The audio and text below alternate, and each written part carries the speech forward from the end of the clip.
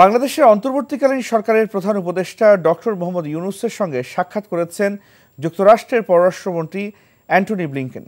বৃহস্পতিবার জাতিসংঘের সাধারণ অধিবেশনের ফাঁকে তারা সাক্ষাৎ করেন। প্রধান উপদেষ্টার প্রেস উইং জানিয়েছে, অ্যান্টনি ব্লিংকেন অন্তর্বর্তী সরকারের প্রতি পূর্ণ সমর্থন জানিয়েছেন।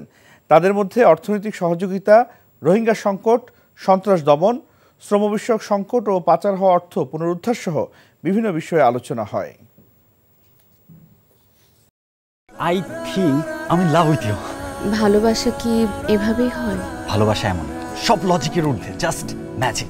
মেঘের মুলুকে তোকে নিয়ে ভেসে যেতে রাজি আছি, সব পথ ভুলে আমি তোর কিনারায় এসে দাঁড়িয়েছি।